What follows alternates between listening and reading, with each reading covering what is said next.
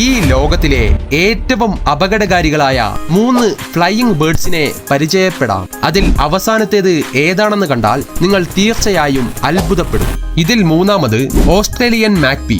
ഏറ്റവും കൂടുതൽ അക്രമ സ്വഭാവമുള്ള പക്ഷികളിൽ ഒന്നാണിത്.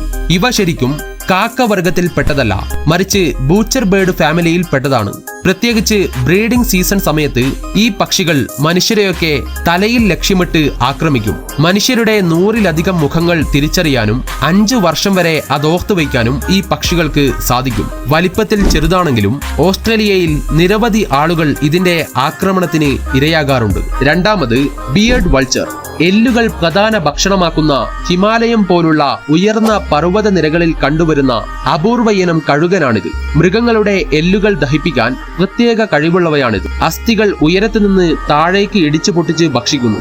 ഇത് ചിലപ്പോൾ അസ്ഥികളും വസ്തുക്കളും ഉയരത്തിൽ നിന്ന് താഴെയിടും. അതിനാൽ താഴെയുള്ള ആളുകൾക്ക് അപകടം വരാൻ സാധ്യതയുണ്ട്.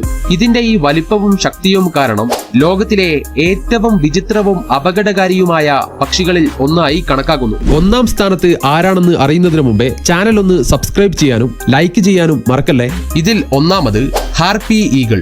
സൗത്ത് അമേരിക്കയിലെ മഴക്കാടുകളിൽ ജീവിക്കുന്ന ഇതിന്റെ നഖങ്ങൾ ഒരു ഗ്രിസ്ലി കരടിയുടെ നഖങ്ങളോട് കിടപിടിക്കുന്നതാണ്. 5 ഇഞ്ചോളം നീളമുള്ള മൂർച്ചയേറിയ നഖങ്ങളാണിതിന്.